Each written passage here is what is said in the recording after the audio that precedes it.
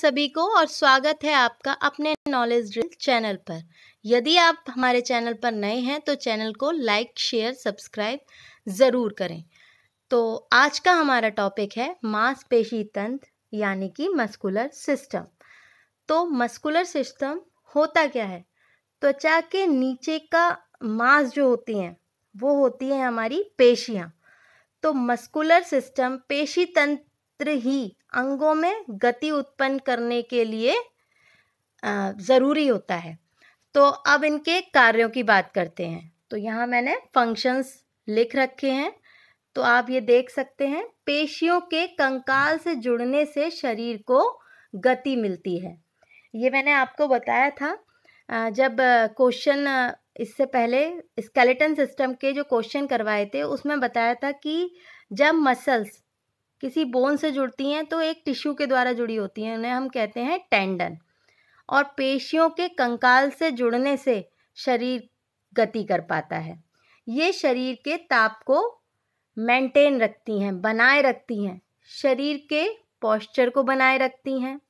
और जब हमने देखा होगा कि हम बहुत समय तक काम करें या भागा दौड़ी ज़्यादा कर लें तो हमारे हाथ पैरों में इनमें दर्द होने लगता है। तो ऐसा इसलिए होता है कि जब हम लंबे समय तक काम करते हैं तो काम करने के बाद लैक्टिक एसिड के जमाव से ये पेशियां थकान का अनुभव कराती हैं।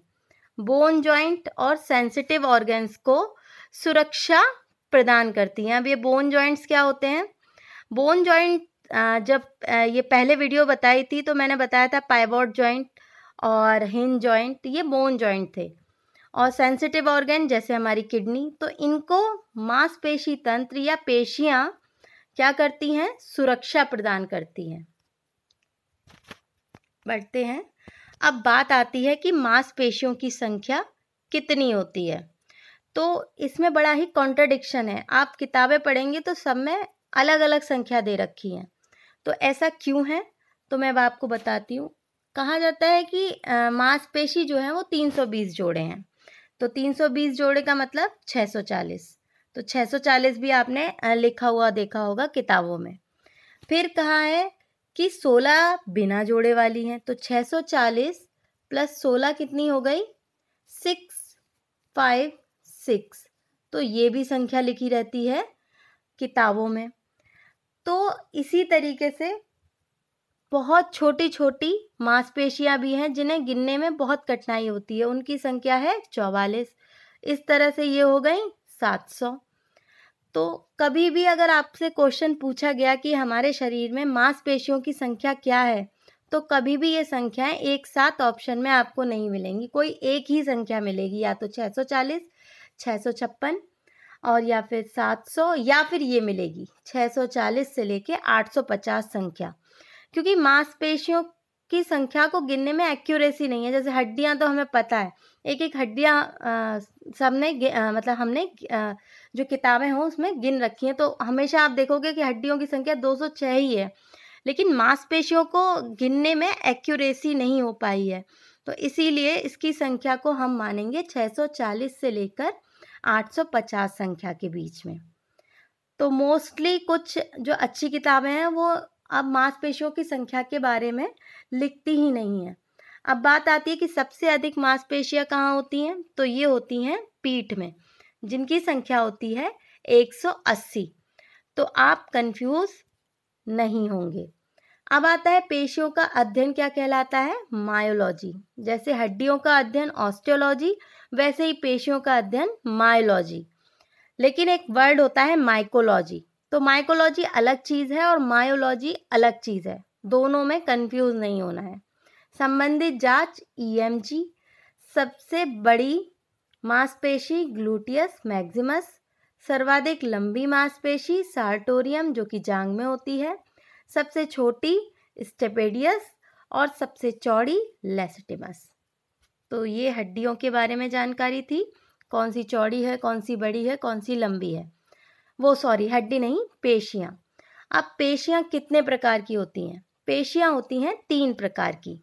ये यहाँ लिख रखी हैं, स्केलेटल मसल्स, स्मूथ मसल्स और कार्डियक मसल्स। तो स्केलेटल मसल्स के नाम से ही आपको पता चल रहा है कंकाली पेशी, मतलब ये मसल्स कनेक्ट होती हैं, मतलब हड्डियों से सीधे कनेक्ट होती हैं, या ऐसा कह सकते हैं कि हड्डियों के ऊपर, जैसे हमारी हाथ पैर वाली हड्डियों से टेंडन द्वारा जुड़ी होती हैं स्केलेटल मसल्स। मैं फिर से रिपीट कर रही हूँ, और जो बातें इसमें नहीं लिखी हैं वो आप कहीं लिख लें, उन्हें बार बार ध्यान करें ताकि ये आपको अच्छी तरह याद हो जाए। तो ये पेशियाँ अस्थियों से टेंडन द्वारा जुड़ी होती हैं, स्केलेटल मसल्स। फिर एक वर्ड आ रहा है यहाँ, स्ट्रेटेड मसल्स। स्ट्रेटेड का मतलब होता है, स्ट्रेटेड का, ये सॉरी स्पेलिंग थोड़ी गलत है, स्ट्रिएटेड, तो इसका मतलब है रेखित। स्ट्रेटेड मतलब रेखित सही है। स्ट्रेटेड जो होती हैं धारीदार मसल्स, तो उन्हें, इनमें धारियां, आपको अभी चित्र दिखाया जाएगा तो ये स्पष्ट हो जाएगा कि धारी वाली धारियां दिखाई देंगी, तो इसीलिए इन्हें रेखित पेशी कहा जाता है हिंदी में। फिर आता है वॉलंटरी मसल्स। वॉलंटरी का मतलब है ऐच्छिक, हमारी इच्छा के अनुसार काम करने वाली, तो इसीलिए इनका नाम वॉलंटरी मसल भी है, स्केलेटल मसल। फिर आता है स्मूथ मसल्स, इनवॉलंटरी अनस्ट्रेटेड, अर्थात इनमें कोई बैंड या धारियां नहीं होती हैं। और इनवॉलंटरी मतलब ये इच्छा अनुसार काम नहीं करती हैं, जैसे कि हो गया हमारा आहार नाल, मूत्राशय, गर्भाशय, तो ये अपनी हमारी इच्छा के अनुसार नहीं काम करेंगी कि अब चलो कि पाचन शुरू किया जाए, नहीं नहीं पाचन रोक दो, ऐसा नहीं होता है। जबकि स्केलेटल मसल्स, हम लिखना चाहते हैं तो हम लिखेंगे, हम लिखना बंद करना चाहते हो तो हम नहीं लिखेंगे। तो दोनों में फ़र्क समझ में आ गया होगा। फिर है कार्डियक मसल्स। तो कार्डियक मसल्स जो हैं, थोड़े से गुण स्केलेटल मसल्स के होते हैं और थोड़े से गुण इसमें स्मूथ मसल्स के होते हैं।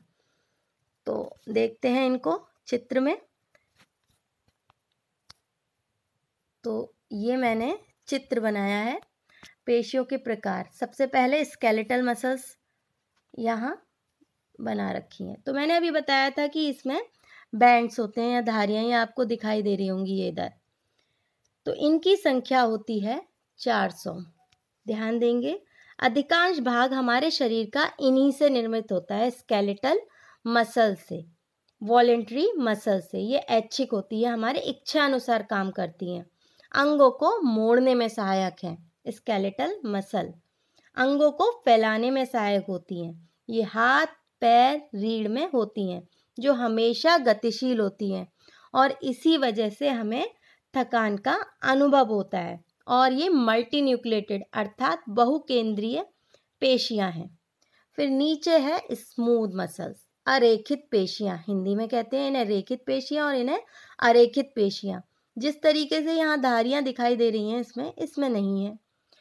इनका बंडल सिलेंड्रिकल शेप है, ये आपको दिख रहा होगा। और ये जो होती हैं अरेखित पेशियां, ये इनवॉलेंट्री अर्थात अनैच्छिक होती हैं, ये हमारी इच्छा अनुसार काम नहीं करती हैं, हड्डियों से जुड़ी नहीं होती हैं, इसमें गति नहीं, इसीलिए थकान भी नहीं होती। जैसे कि आहार नाल, मूत्राशय, गर्भाशय, योनि, यकृत अर्थात किडनी वगैरह। इनका मोस्टली क्या, इनका मेन काम है शरीर को ढकना, और इनका नियंत्रण कौन करता है? हमारा नर्वस सिस्टम इनका नियंत्रण करता है, स्मूथ मसल्स का। और इनके और नाम क्या है? इनवॉलेंट्री अनस्ट्रेटेड, अरेखित पेशियां या अनैच्छिक पेशियां। फिर आते हैं कार्डियक मसल्स पर, ये आपको दिखाई दे रही होंगी। तो कार्डियक मसल्स में मैंने आपको बताया कि कुछ क्वालिटी स्केलेटल मसल्स की होती हैं और कुछ क्वालिटी स्मूथ मसल्स की होती हैं। जैसे कि ये गतिशील होती हैं कार्डियक मसल, जैसे कि हार्ट बीट है हमारी चलती रहती है और हमेशा चलती रहेगी जब तक कि हमारी मृत्यु ना हो जाए। तो ये कभी भी थकती नहीं है।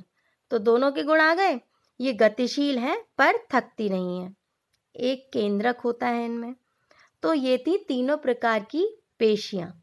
तो आशा करती हूँ ये समझ में आया होगा, जो कि बहुत इम्पॉर्टेंट भी है पर सभी प्रतियोगी परीक्षाओं की दृष्टि से। छोटा सा टॉपिक है और इजी भी है। इस वीडियो को आप देखें, फिर उसको ध्यान करें, इन स्केलेटल, स्मूथ और ये कार्डियक मसल्स के बारे में पहले यहाँ से सुन लें और फिर बिना देखे लिखें कि आपको कितना समझ में आया, ताकि आपकी मेमोरी में पूरी अच्छी तरीके से ये सब चीज़ें बैठ जाएं। और वीडियो देखने के लिए आपका बहुत बहुत धन्यवाद।